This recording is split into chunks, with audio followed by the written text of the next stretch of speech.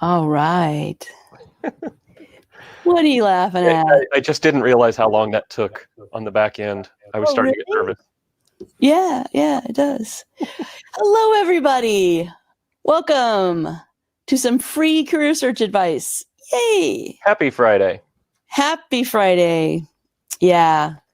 So I am going to look at the chat.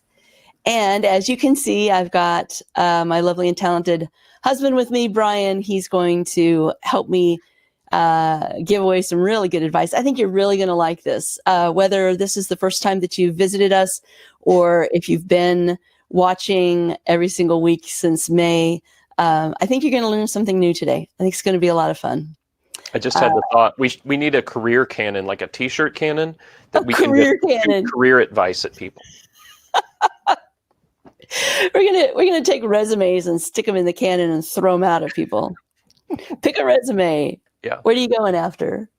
All right. Excellent. So as you are getting into this live stream, I would love to know where you're from. So get into the chat, introduce yourself, let us know where you're from, and if you are a CRC first timer for one of these live streams, one of these Fire Hose Fridays.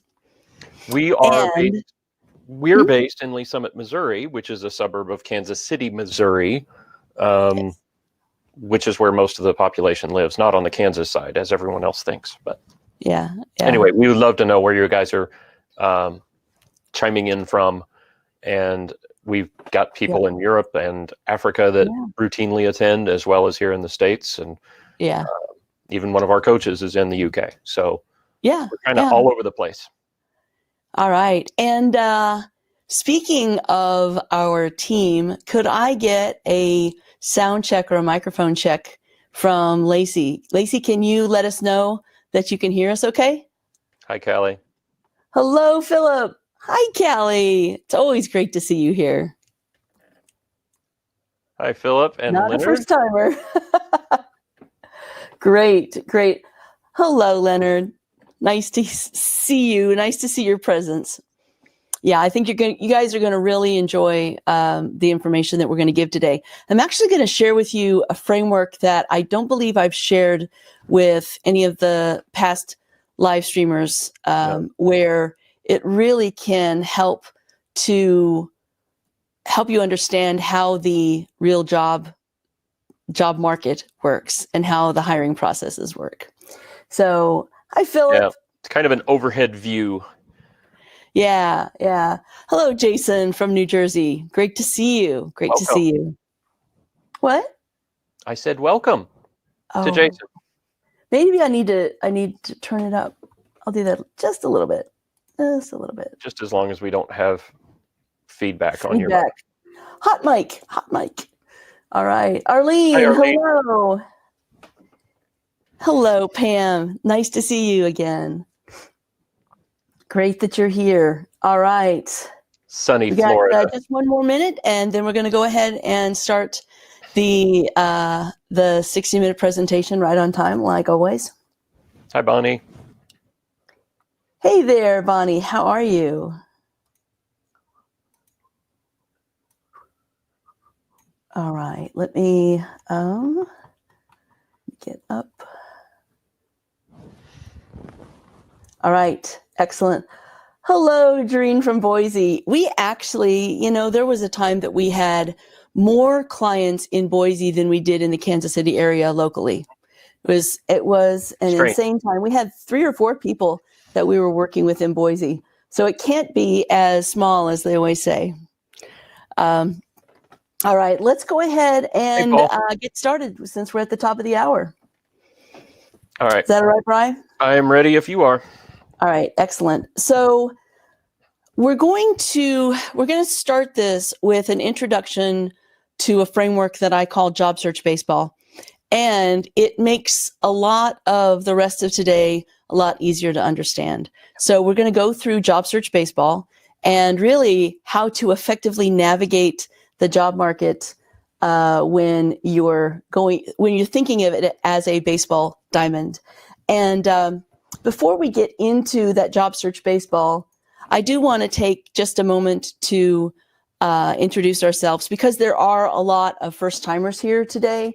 There are a lot more people that signed up for today than we've had in the past. So if you're not familiar with CRC, or Career Resume Consulting, we started the business. I started the business in 2008, 13 years ago. And that was after working for the largest executive career firm at the time.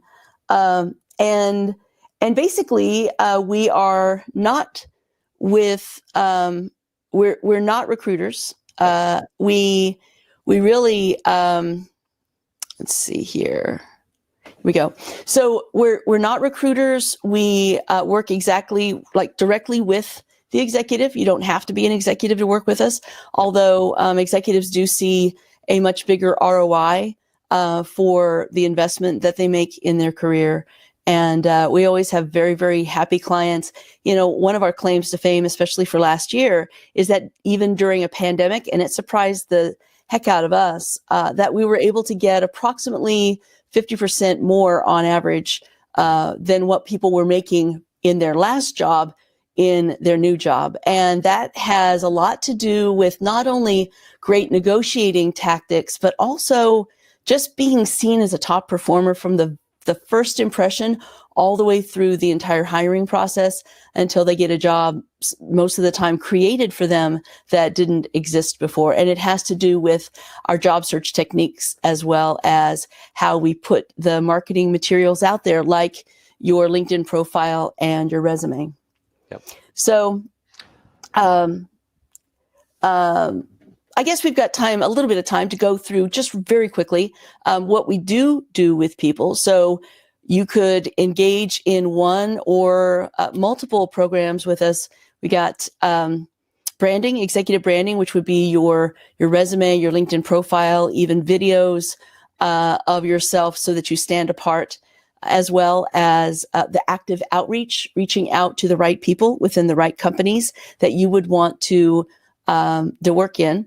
And then also interview coaching to make sure that you are nailing every interview that you have the opportunity to do. And then, of course, negotiating, which helps us get those great numbers that we've got in our career. So Brian, do you want to talk about, shall we go ahead and open up the job search baseball framework, or do we want to go through the main shortfalls? I think I want to do the shortfalls first. I think I'd like to do the shortfalls first. As we were putting this together, and we're kind of starting fresh, new year, new motivation, new job market, and a lot of other new things.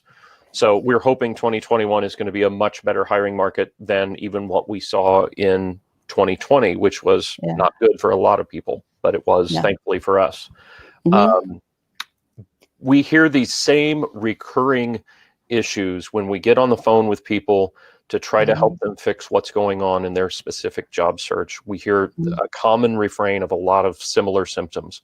And I wanted to touch on those first before we sort of take that top-down view of the process, which is job search baseball. Okay.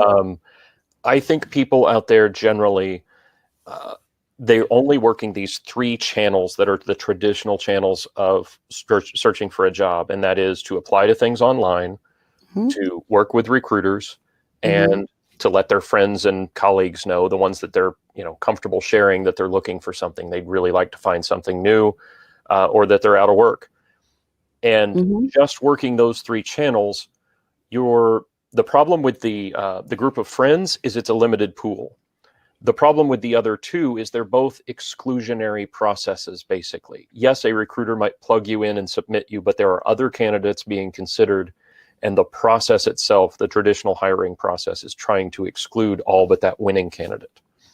So that's one. I think in people's resumes, they are usually far too humble about the numbers they've achieved for their past employers, and not just the numbers, but themselves, how impactful they've been. We're talking about trying to get a stranger's attention and make them want to contact you about, to hire you, or better yet, create a position for you. It's no time to be humble when you're in a job search. the resumes, it seems like over and over again, Tim, you can chime in on this, but we see like the same phrases over and over again that make you look just like every other candidate with that same job title at the top of the page. And that's the exact opposite of what you should be doing. You should be distinguishing yourself and making it clear quickly, which is another one here, by the way. But you need to distinguish yourself and make it clear what makes you different than everyone else with that same job title at the top of the page. Yeah, I've actually heard from a good number of recruiters. They say their biggest frustration is that everybody's resume looks exactly like the job title, and therefore they have no idea who to call because everyone looks the same. Yeah, they use the job description and they flip it around. Yeah. Another one is similar on that same note. They're not conveying in their resume or their LinkedIn profile how they think, how they work, their hardwiring. They are focused upon the day-to-day duties that they do or that they can do. And that's not what people need to know in order to make a decision, because otherwise you then do look just like every other candidate and you haven't made yourself stick out at all. Yeah. What else, Tim? I think that they tend to underestimate the amount of activity that's necessary for a good executive search. And I say that because we have an intake survey that we have people fill out before they talk with us, kind of a getting to know you questionnaire. And I believe it's like 1.5% or 1.53% of people self-identify as reaching out to 20 or more people per month. And that's really interesting because it's kind of a shock for them to hear that in our program, when it's time to go out to the active outreach, that we actually recommend 120 per day, not 20 or more per month. So hardly anybody is doing that amount. As far as, I don't even think I've ever come across somebody that's doing. Even back in the paper resume birthday card envelope days, we wanted to get between 30 and 40 out per week. Oh yeah. And I think it just illustrates people underestimate the volume. You really have to knock on a lot of doors to find a really great fit, and doing it in that exclusionary traditional process is terrible odds. There may be 1,200 other candidates or 600 other candidates for that one position, and it's not the best solution. I was coaching a client yesterday on a job with a $10 million company across the country, and he said that there were over 860 people that had applied for this posted position with a $10 million company that nobody's ever heard of before. Wow. So it's quite, people underestimate how many people may apply in the different channels. Like, for instance, if you apply on LinkedIn, it's only going to show you how many people applied through LinkedIn. It's not going to show you website directly or Career Builder, Indeed, that kind of thing. Yep. So that's something to keep in mind. I think they also underestimate, most of the people we talk to underestimate the very short attention span that you have in order to get somebody's decision. So you've got 6 or 7 seconds before they decide whether they're going to call you or not. So you've got to write things in a resume or in a LinkedIn profile that quickly get to the point of what you can do for them, the value proposition, or your articulating your expertise very quickly so that within 6 seconds, they do know whether they want to call you or not. Yeah. Or at least read more. Yeah. Right. Right. Exactly. And there's one more. This really ties, basically, it's the antithesis of the first one. The first one I mentioned was, the traditional channels, work with recruiters, apply online, and network with my friends. We have this misconception that that's the only 3 ways that companies are hiring also. And that's not true. If a business becomes aware of someone who can make their organization better, stronger, more profitable, grow faster, more efficient, whatever, and they need that, or they've desired that for, the last 5 years, they will have a conversation to hire that person. It's just they don't know where they exist, and they may not have yet started an active hiring process. That's the big takeaway.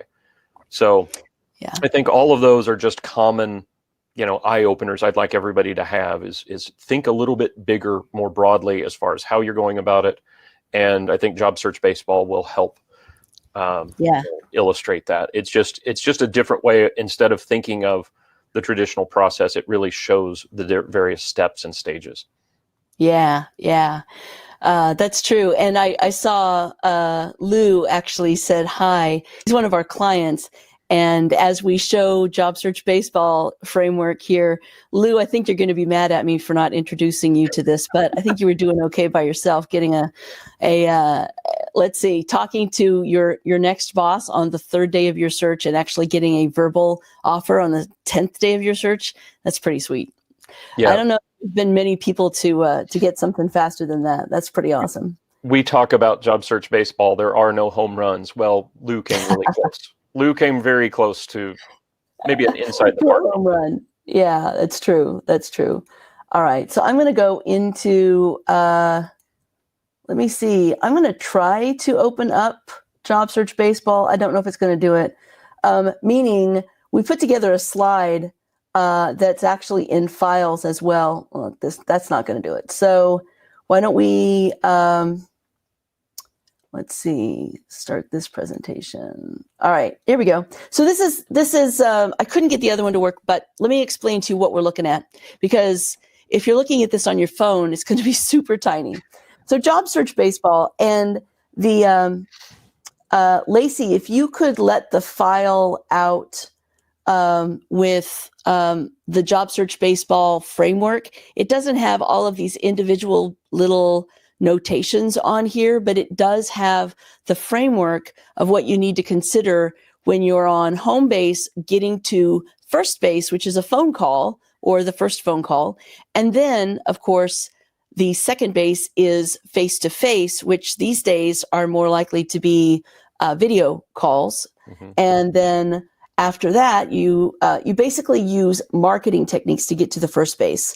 And when you're on first base in the phone call, you use sales psychology to get to the face-to-face interview. And then you use advanced sales psychology, including nonverbal communication, to get you the offer once you're in that face-to-face interview. So, and then of course, even if you get the offer, it doesn't mean you got the job. You have to negotiate a package that works for you and works for the company. And pretty much every single time, one of the things that we're good at is to be able to take a lowball offer and really bring it up. I was able to do that by almost $100,000 just this past week when somebody said, I think we're too far apart. I don't think we can do this. And we were able to make it happen. When they want you, they're willing to pay enough for you. So when we look I was just going to say, if I could, Tam, the big takeaway of this is take one step at a time, one base at a time. A resume is not going to get you a job. Don't ask it to. Don't expect it to. Don't put that pressure on a piece of paper or a document or even your LinkedIn profile. Its job is to get you a phone call. It is a piece of marketing material. It's just to get you that first contact back. It is to generate interest, to start a conversation. It does not need to tell your entire history. And in fact, they work better when they're kind of a teaser document that really compels somebody to want to reach out. And that's just to get to first base.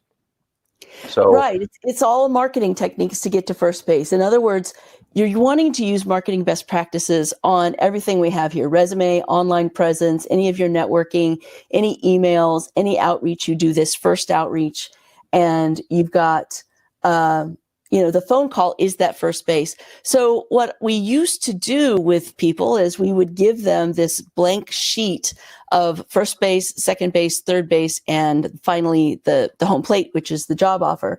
And then we would have them put down, like, you probably can't read this, but all these little blurbs are certain companies with certain people that they reached out to on a certain time, so that at any given time when I'm doing any kind of coaching with them, they can say, okay, here's how many people that I am wooing or pursuing in order to get a phone call. The ones in yellow on first base are the ones that are actually scheduled. And then the things between the first base and second base is actually, we've had the first call and now we're wanting to get a face-to-face or a video interview. And so these are all, the ones in the upper right-hand corner are ones that somebody would need to pursue so that I can tell where they're at and how many things they have in the hopper, how many irons they have in the fire at any given time.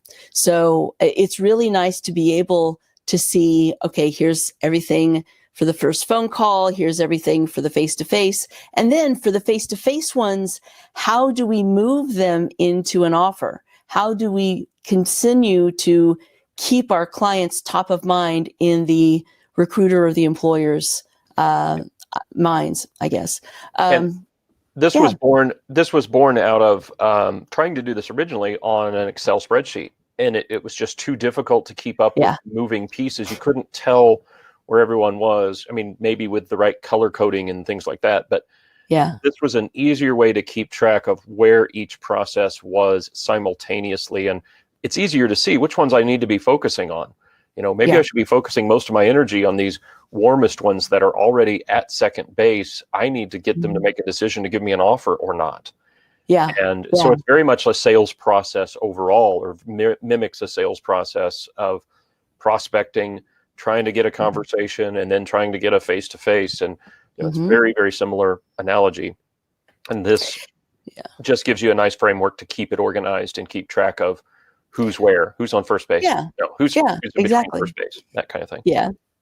And you know what it reminds me of is that if, let's say, someone's later in their search, they're 8, 10, 12 weeks into their search, they may have a lot going on up here. Here's Wells Fargo, Platform, Visa, App Dynamics, Salesforce. So the person that was going after these jobs, they're going after the bigger companies out on the West Coast. And, you know, it's interesting that the later you get in your search, the more you tend to have nothing between home plate and first base. That tends to get a little skinny. And that's when you know that you can't let the lower right-hand corner get empty, because if you do, you have no pipeline. If you don't get these jobs that are close to being to an offer, if those fall through, you've got to start all over again with a pipeline. So it really is important to make sure that this is very balanced in like every week that you're doing this, that you've got a very balanced look. This really illustrates that volume issue that we've mentioned before. It's true. You know, it's a sales funnel. If you want to look at it that way, again, to go back to a sales analogy, those of you who know how a sales funnel works, there's a lot of volume into the top to yield real potential buying conversations toward the end between second base and third base, and then negotiating the price on what this, you know, hiring process is going to be, or this buying process is going to be. And anyway, so this is just really helpful in that regard to illustrate. I do believe that the gentleman that did this landed his job in August. Those were all June and July dates, and I think he did actually land his offer. I remember it was on a Thursday. I don't know why, but I remember he was interviewing on his drive to his first day on the job with one of those that was still lingering. He said, "I'm going to talk to him." But he'd already signed the contract. You talked to him on his way to the first day of the job. I remember that. You know, you bring up another point too, as far as volume. It just reminds you of how much volume you have to do. I would say a big mistake that people make is they underestimate how much volume you have to do. We've talked about that, but they do too much research on the front end, and they start to exclude companies that they don't think will be a good fit when you haven't even talked to somebody. So that's a piece of advice that I really strongly want to give you is don't exclude a company before you have a chance to talk with somebody there, because it could be that they just have a bad either LinkedIn profile, LinkedIn company page, or website. Maybe they have a bad reputation. They're great. They're a great company to work for. You don't know. So don't exclude them. on that same note, every opportunity to have interview practice that may or may not be the perfect company for you, you can say no at any time. Don't turn down an at-bat to practice and get better at your craft of answering questions, be more comfortable telling your story. Especially the repetition of it is good. It builds your confidence, and you will do better when it comes time and you're at bat and it really counts. So don't, as much as your schedule will allow, go ahead and take any and all interviews is our advice that you can handle. If nothing else, it's batting practice, and you'll be better off for it when you really do need it, when it's a great opportunity and you don't want to let this one get by you. Yeah, exactly. Well, here's what we'd like to do today. What we're going to go through now is we're going to go through some challenges that you may be experiencing in your job search. Everyone experiences some challenge. It's very rare that you get somebody like Lou that has no liabilities, and actually he had worked at the same place for 10 years, and that could have been a liability, but it ended up being okay. Yep. And so you don't let liabilities, meaning liabilities are anything that would keep you from getting a phone call or keep you from getting eventually the job. So everybody's got something.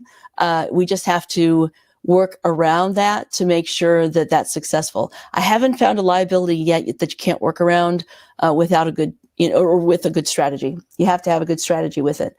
But so we're going to explain the symptom, like the first one we'll explain is the black hole syndrome. Yep. You guys have probably all been there at one point or another in your job search, career search. And that is that you apply for things a lot of times online, you never hear back. And you're like, I don't get it. I thought I was a top performer. I thought I was highly qualified for this role. I'm not hearing anything back from anybody. So, and then they come to us and they say, I think my resume's no good because I'd never hear anything back. Black hole syndrome. Or it could be it's because of my lack of degree, or it's because of my age, or it's I'm too long at one company, or any other liability. And what's actually happening in most cases, it could be that the resume is no good. Yeah. It could be that there's not enough quantifiable results. It could be that their LinkedIn profile has disappointed somebody that looked at it. But moreover, it's a symptom caused by the process, by applying to that traditional process where there probably aren't human eyeballs ever seeing that resume to even, be reading it, because it's being looked at by a software, by an applicant tracking system that's looking to exclude it because of certain keywords. And we have no idea what those reasons are that they're excluding for that role. Certain certification, not enough years in a position, whatever. It's the process that causes the black hole syndrome more than anything. It's just a side effect of, the traditional hiring process of submit your resume. It's designed to exclude most of the candidates, and they only end up responding to or talking to maybe the 20 out of 600 that applied. Yeah, true. Yeah. So, another symptom that we hear pretty frequently is that they get ghosted by recruiters. So they get a recruiter that has called them really hot for them, saying, oh, you'd be perfect for this role. Yeah. And the next day they're not even returning your call. That happens quite frequently, actually. So again, they think, well, okay, my resume's bad, or there must have been something about me when I talked to the person that they just didn't like about me. For instance, I don't have the degree that they need. I don't have the certification or the years of experience for the role that they're interviewing for.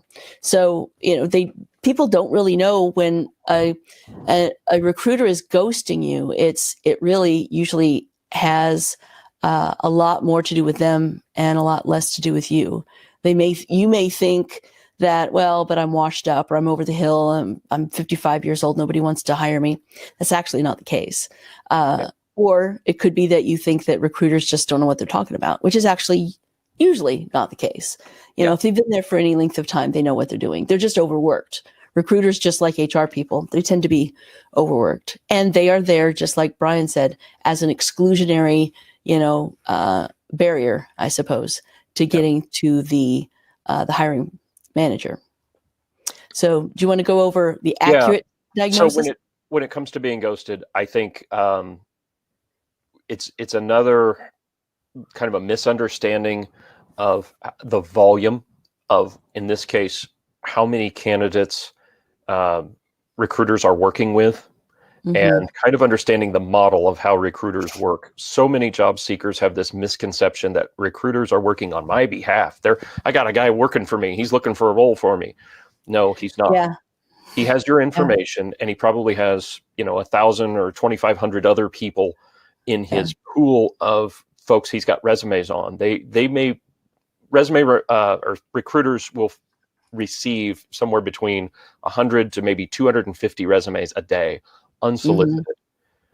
And they're being paid by a corporation that has asked them to fill a role. Those individual candidates are really a means to getting a paycheck. They are a tool or a part that they can plug in if this part fits, and the company says, yes, we'll hire that person. I, the recruiter, get my paycheck. They're not working on your behalf. That's probably the biggest misunderstanding. The other thing is that maybe it is back to the resume. The resume may have been too much of a generalist when they were really looking for very specific attributes in the person they were looking for, and the resume was too general. It could have been that maybe there were lack of certifications or something that they were looking for, but it's more commonly it's because of that, just the volume, just the misunderstanding of the process that the recruiter is going through. Well, and you bring up a point that when it's, by the time it's gotten into a recruiter's hands or even HR talent acquisition, they are looking for specifics because they've come up with a job description with very specific. I mean, they ask the hiring manager, in your wildest dreams, if you had anything you wanted in a candidate, what would it be? And they start listing them down. And that's why job requisitions or job postings are so specific, because they give specific criteria. When if you're just having an exploratory conversation with an employer, they're not going to ask you very specific questions. They're just going to find out, okay, so what are you talented at? And do I have a need for you in my company? It's really more of a exploratory conversation versus a question and answer session where you have to meet these specific check boxes. Yeah. Right. And there's also that possibility that there was a front runner already, an internal candidate. True. They may be going through the motions of using a recruiter purely to keep up appearances, that we did post the position for legal reasons, publicly traded company, all that stuff. Yeah. That is also a reason for ghosting. So that's true. Just keep that in mind as well. It may not be anything to do with you whatsoever, or even the recruiter. This may have been a dog and pony show for the world when they already had their candidate. Yeah. Yeah. Now, I'm going to put a caveat on that. Yes, I do agree with that. But with that being said, the number one, I guess, indicator of performance, in other words, the difference between people who get a job in a matter of weeks versus people who get a job in 11 months is the amount of activity that they do and the amount of effort that they put into it. In other words, sure, if you're in a hiring process that's public, there are always factors beyond your control that have nothing to do with you. But as far as getting your next position, the number one criteria for success is you doing the right amount of, like a large amount of work, the right activity many, many times over. So it's a rinse and repeat process, but you have to know how to actually wash your hair properly, I suppose. But recruiters can also, they tend, when they call you, to look for someone who has already done the job that they're looking to fill, which brings up another challenge or issue. And that is that recruiters could call you for something that you did 5 years ago. And you're like, that's not what I want to do next. And I don't want to go backwards in my career. But they see that you did it 5 years ago. Therefore, they are hoping that you want to do it again. Yep. So you don't want to pick something that's beneath you just because recruiters see you as something that you have been in the past and not something that you can do in the future, right? Yeah. And I'd like to point out here, if we go back to job search baseball, yeah, we're still, most everything we've discussed, if not everything, is just trying to get to first base here. That's where most people's issues are. It really is.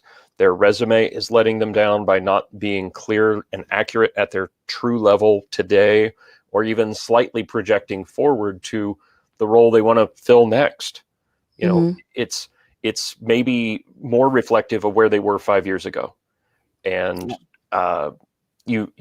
so it's usually somewhere in that ballpark of a combination of resume is not stellar, not doing you a true accurate representation of who you are, where you thrive, what you could do for the company.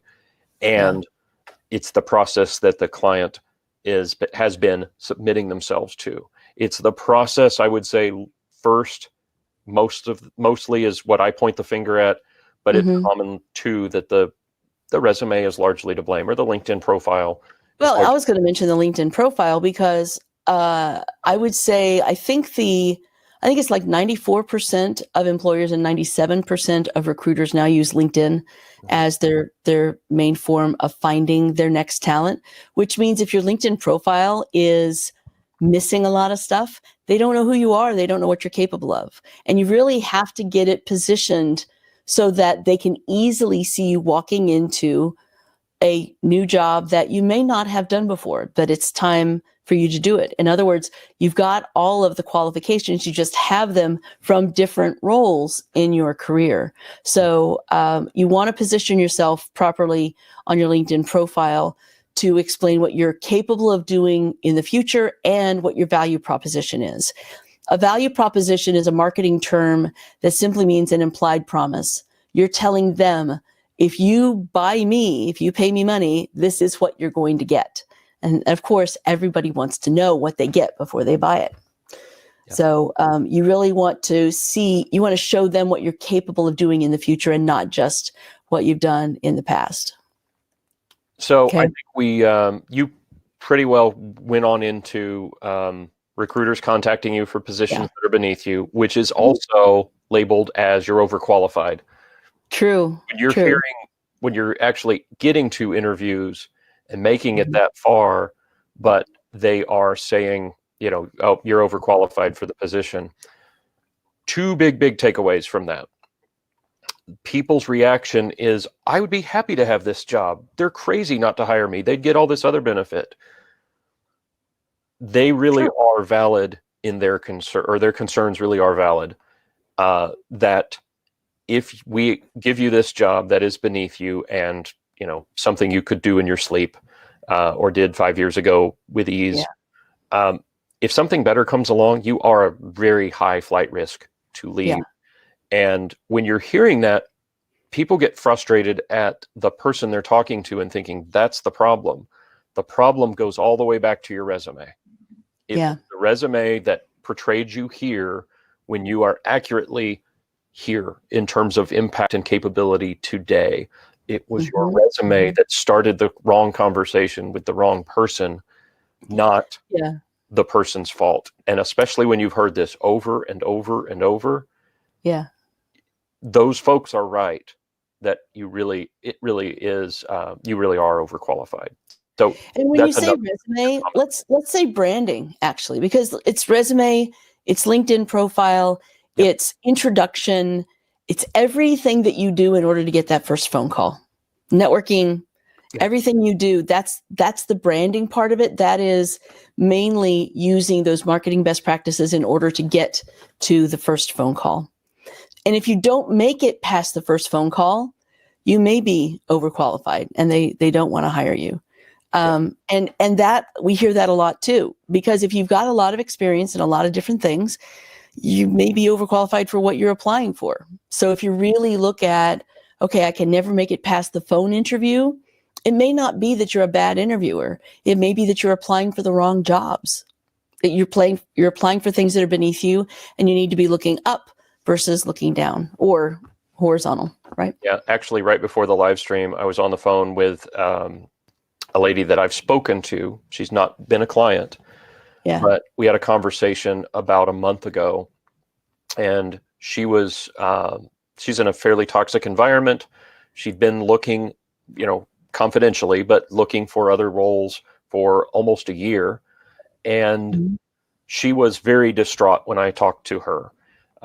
Just couldn't understand why these interviews, basically the symptoms she was giving me all pointed to, you're applying to things that are beneath you. You're applying to things that are beneath you. You're applying to, and I told her so. I said, go for what you're accurately qualified for, not, a straight line from this current role that you're doing now. Forget about that. Put on paper what you're all about and apply, to the correct positions. And she landed a COO position within a month. Yeah. Yeah. That was pretty cool. She had spent a year applying to things that were beneath her. And she sent us a very just beautiful, touching voicemail when she landed the job. And there was nothing there to it other than me just being another voice saying you're overqualified in a different way. I said it as you're applying to the wrong positions. And when she changed that, boom. So just listen. Don't get mad at the messenger on that one. True. Yeah, take it for what it is and do some self, reflection. Maybe you really are applying for something that's beneath you. Right. And if you're not getting anywhere in your job search, like not even any calls, it's not just because it's a bad job market. It actually, oh my goodness, in the last 6 months, it has been, for us at least, an incredibly good job market when it comes to job creation. If you're talking to people who don't have a posted position, in other words, they have a pain point or they have an aspiration as a company, but and you're perfect to fill it, you just haven't met that right person. I hate to say it that way, right? You just, there's kissing a lot of frogs before you find your prince. I'm very famous for saying that over and over again. But it's not, the external circumstances are not what's keeping you from getting a job. If you have the intention and the attention and put in the right amount of work, even if it's automation that's working for you, you can do anything, whether it's a terrible job market or a great job market. And I've, been lucky enough to succeed in both of those job markets. So I started my business in 2008, which a lot of career professionals started their business when the market tanked. They didn't last very long, but I had some years under my belt.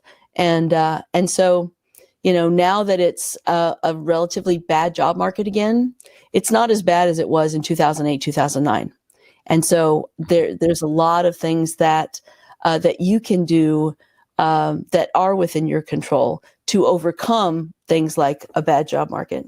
And really, in a six-figure job or a multiple six-figure job, it doesn't matter if it's a good market or a bad market. It's still a highly competitive job market when you're looking for that high of a level of a job. Yep. Right. Okay. Something else something you said triggered the thought on my part. Going back to the 3 traditional channels: applying online, work with recruiters, networking with friends and colleagues. When it comes to that networking with friends, that is still probably your shortest path to a great job if the timing works out, that someone knows of something that's open right now that's perfect for you. It's a great way to get it in. A referral is still how a lot of people get their next job. But the problem with it is, diagnostically, is it's just such a small pool of people. You'll exhaust that group very quickly. And when people approach that, they're usually doing so by saying, I'm looking for a blank job title. And their friend's mind immediately go to, do I know of any open COO positions right now? Who's got an open COO? Gosh, I can't think of anybody, but I'll keep you in mind. I'll keep my eyes open. And their brain shuts down and they don't know how to help you. And so that's unfortunately what happens.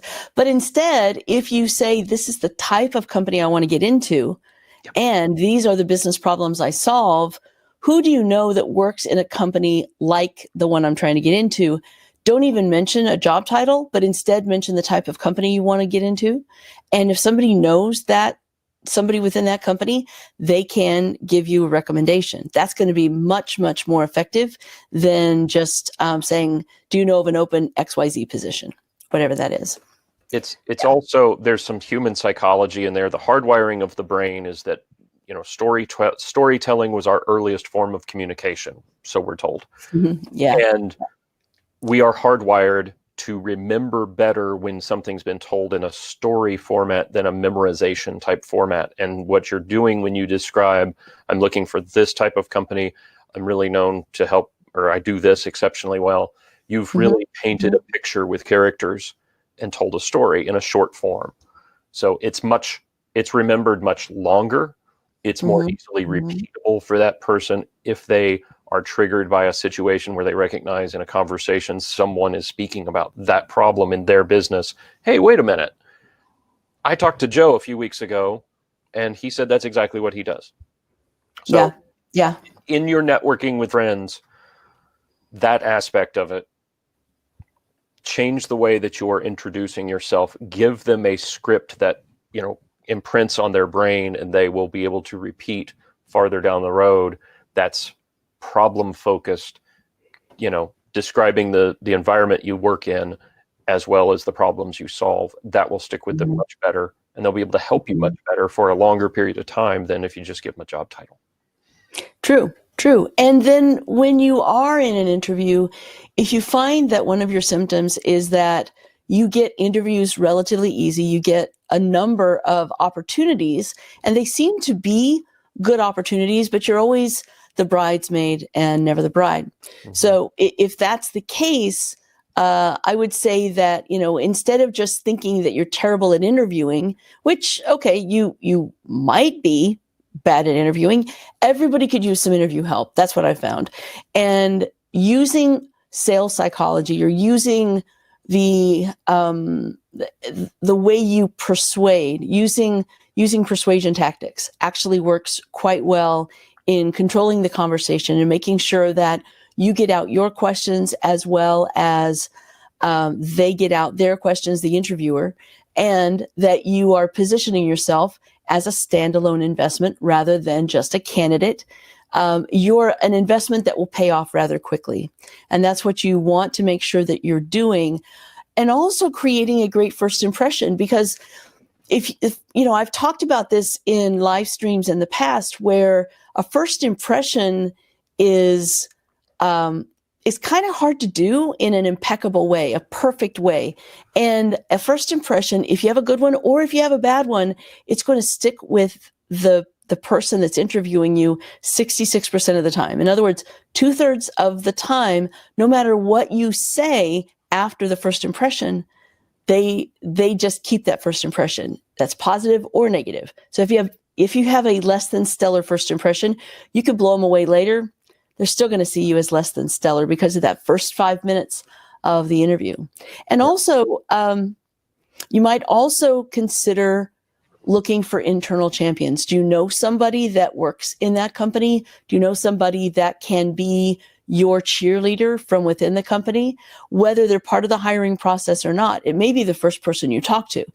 They're not the hiring manager, but they may really like you so much that they're really helping you get into kind of make inroads into the company, right? So getting somebody inside the company to root for you is very helpful as well.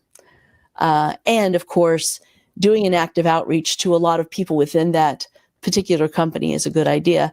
And I recommend using LinkedIn because it's the easiest if you don't know specific emails. it's the easiest way to get a hold of somebody within a certain company. And of course, you can always get interview coaching from us, someone else, even if it's prepping for interviews. Like, for instance, even if you're just doing some mock interviewing with your spouse, you could certainly do that, or a friend, a colleague of somebody you trust, and really go through your stories. Make sure that you've got specific stories with quantifiable results, and that they sound good, they flow. Storytelling is really important. But if you just give general answers, they're not going to remember those answers 10 minutes after the end of the interview. You really have to put a story to it to illustrate what you're able to do. And that story has to have a great quantifiable result. So start putting together some of the numbers in your career that are really impressive, that you really want to tell as individual stories. So a perfect interview answer starts general and ends specific. So for instance, if they say, do you have XYZ experience?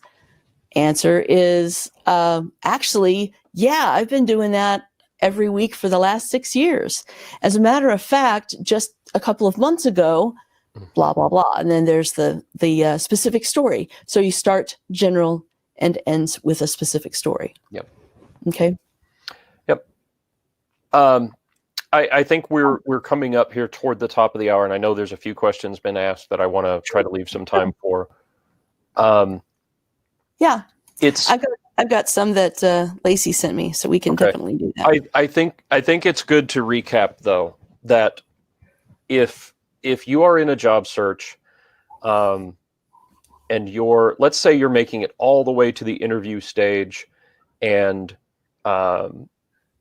you're making it that far. You're making it to second base on Job Search Baseball, but you're not going on further than that. It actually might be interview coaching that you need diagnostically. That could be the issue, but you have to think, with this new perspective we've hopefully given you today, think back and think, was it maybe anchored in their perception of you to begin with, that you weren't giving them a true sense of who you are, and this wasn't a great fit to begin with, and their assessment after interviewing you has actually come to the correct conclusion. It may go all the way back to your branding materials, your first impression, your second impression that you gave them wasn't accurate, and they thought they were plugging something in like this, but it was actually a misfit, and they only determined that at the interviews. It could be either of those. Coming back prior to that, if you're getting to the first phone call, but you're not getting past that, same thing. We have to ask ourselves, is it something you're saying? Which in most cases, that first phone call is in the traditional hiring process with a gatekeeper. They're just, checking boxes, basically. Yes or no to see if you can move on. So it's not likely that there's a lot of that you could control there. Maybe you did say something wrong. Yes, that wasn't, one of their checked boxes that they were looking for. That's possible. But again, it could very easily be back at the branding. It is so often the branding process that has let people down. And in our opinion, a lot of it is this only thinking about these three channels and not thinking about the fourth one, which is bypass them, reach out to the people with the power that can hire you, reach out to them, let them see who you are, where you thrive, and let them determine if you're a good fit for their organization. Don't try to, don't worry whether there's an open position or not. Don't wait until that information. And I'm not saying I'm not saying stop doing the other three activities. I'm just saying don't make that the only activities you're doing is what everyone else that's looking for a job is doing. Yeah. In fact, in our networking superhighway program, which is the active outreach program, we don't have people applying online at all. They can if they want to, but because there's only 4 or 5% of all of the jobs out there that are posted online, you would want to spend about 5% of your week doing online postings. But it's really having a lot of outbound on LinkedIn, And I think we have 9 different ways of sourcing those people.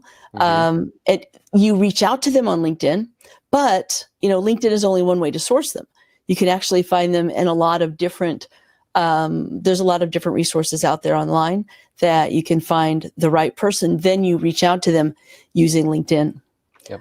But a lot of it, like I said, it's 120 a day is really what you've got to look out there, and it doesn't take you that long to do it. An eye-opening anecdote, if I may.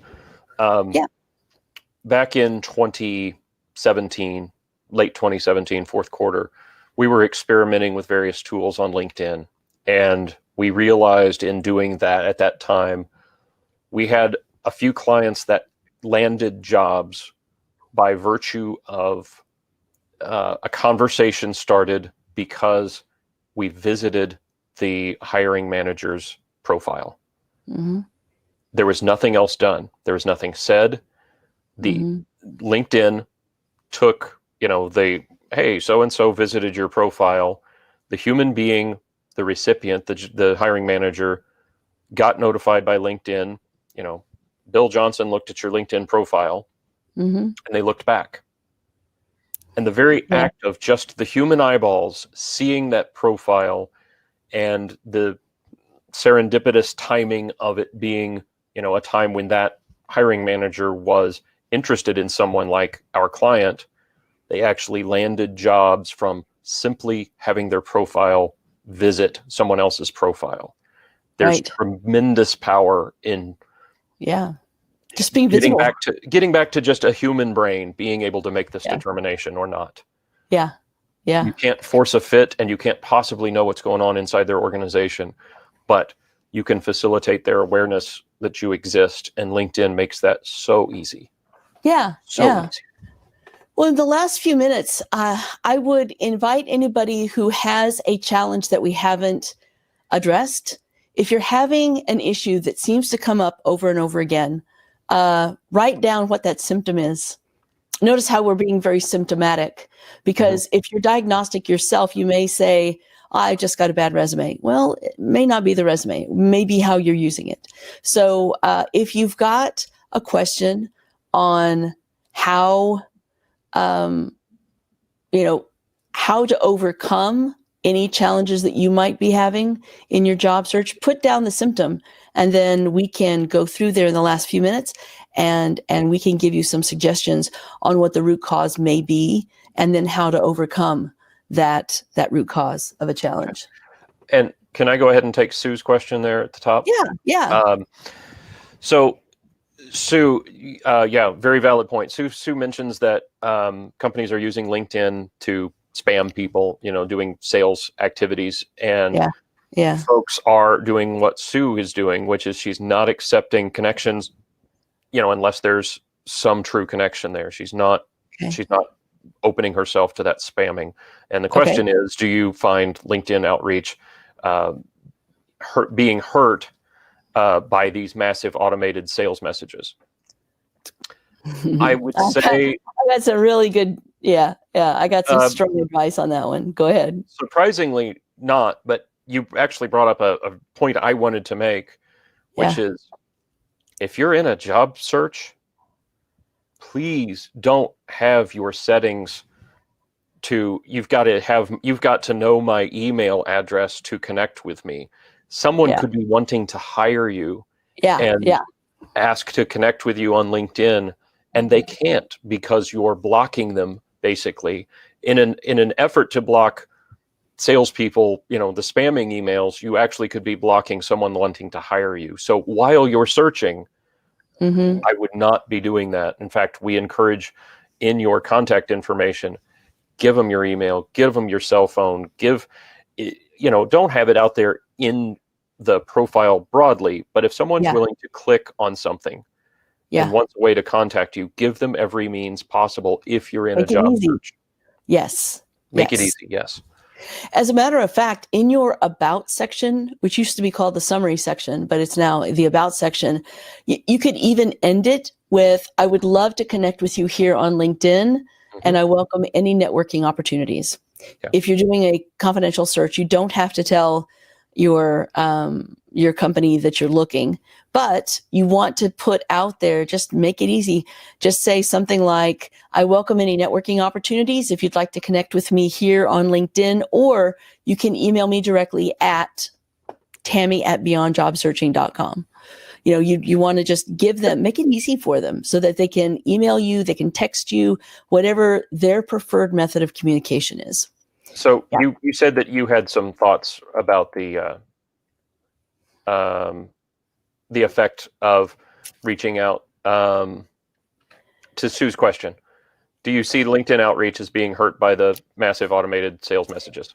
Here's what we're finding, Sue. We have a baseline of 30% acceptance rate, meaning that's the lowest that we accept before we start making some major changes in somebody's search. So generally speaking, we're finding that 30% of people that you reach out to connect with you, or at least connect with our clients. So does it hurt? It doesn't hurt us because we know how to temper our message. The messaging has to be not spammy. You can't let people know when you're trying to connect with them that you're looking for a job. You just can't. So you want to connect with them first, let it sit for a little bit, maybe add some value to them, maybe send them a link to something that would be helpful for that company or that industry, whatever it might be, before you ask for a conversation. Most people do not do that. Most people are like, hey, I want to sell you something. I got this really great thing and we really need to have a conversation because I can get you more sales phone calls or something. I get that all the time. But just make sure that you are, oh, hold on. Lacey's got one. Just give me a second. Okay. Yeah, I do want to take this one actually. And this is from Stacy, I believe. Mm-hmm. So I've been job searching for over a year. My resume looks like I'm a job hopper because I've had 2 different contract pharma sales jobs and 2 other jobs with pharma companies that went out of business. So what I would recommend is you can easily make that clear, even though you're not really a job hopper. This is outside of your control. For instance, with the contract jobs, you would simply put in parentheses right next to the job title, you would put contract position or contractor and that. Or you could even say the length of the contract, 2-year contract, 6-month contract, 1-year contract, something like that. For the companies that went out of business, you can even put in parentheses, especially in your LinkedIn, and just say, company went out of business, in X year, and that shows the year that you left. So you can actually just very easily, discreetly just put out of business, went out of business, and contract. And that way they understand, the person that's reading it understands you're not a job hopper. And millennials are notorious for job hopping, but I believe it's because back in 2008 and 2009, they saw their parents get laid off after being very loyal for 30 years. And so they realized loyalty doesn't really exist in the job market anymore. But that's how you would attack that one. I have another one for you. Pardon? I have another one for you. Okay. C. Ho asked earlier, New York Times reported a lot of companies are using pre-recorded video interviews instead of talking to a human being. What tips do you suggest? And Lacey had said that Philip already answered that one. Okay. I'll give you my thoughts on that. They are, more of them are doing that. What we've seen is that it's not a majority yet. It's still quite rare. So people still want to talk with you. It's in those publicly posted positions where they, again, are excluding everyone. They only want to interact with a good 5% of people that are applying for it. So they'll do this really quick. You've got 1 minute or you've got 90 seconds to answer this question. Go. And I hate those, really hate those. So if you are reaching out to the right people in the companies that you would want to work for, you're not going to see that. They're not going to have that. So you don't get me started on that, or personality assessments, culture index. Don't even get me started. I don't like those. I'll tell you what, I'll dive into that just real quick. Yeah. There is a suggestion, and I'm sorry, I did not see Philip's reply to that, but Okay. Keep it short, keep it sweet. Yeah. Be very true to yourself as to your strengths. And if you can whittle that down, and this is good advice across the board in branding, resume writing, LinkedIn profile, if you can communicate 3 really distinct traits that you have, that you're really good at, that are unique and or unexpected for someone with that job title at the top of that page or the top of that LinkedIn profile, those distinguishing characteristics give you the best chance that you caught somebody's attention, because you don't look like everyone else. That would be my advice, is don't do what you think everybody else is doing, and give them a clear sense of who you are, where you thrive, what you could do for them. Those are the 3 things I would, you're trying to communicate. So. And Arlene brings up a really good point. You should always look at the webcam, because that's looking them in the eye. Absolutely. Yeah. In fact, that's a piece of advice I'll give to everybody. We'll go ahead and wrap it up because we are at the top of the hour, but I do want to give a piece of advice to everyone. Get used to being comfortable on video, because these days, hardly anyone is getting a job by meeting somebody face to face, shaking their hand, and actually having a conversation in the same room. It's mostly being done by video. So just because you're used to using Zoom every day. Nice don't one. Be Brian. this guy. Yeah. Don't be that guy. Don't be that guy. As a matter of fact, I can do the same thing. I've got professional lighting as well. And this is what most people look like when they're talking, rather than actually being, having the studio lights. That means everything. Audio, lighting, everything has to be good. A good webcam. Just because you have team meetings on Zoom doesn't mean you know how to use everything correctly. So make sure you look great. Make sure everything's staged. Notice how it's relatively simple here. I've got some colorful, I always have fresh flowers. That's kind of a signature thing now. But it really does. You have to look professional. It makes all of the difference. I mean, seriously, would you have watched an entire hour if Brian and I were basically, just kind of, off, just doing our own thing with no lights. We're talking and you guys wouldn't, or perhaps if we had bad audio, you couldn't hear us. Oh, that'd be so frustrating. So just make sure that everything looks really good and that you have a great presence on video. You're very comfortable on that. All right. Well, let's go ahead and wrap it up.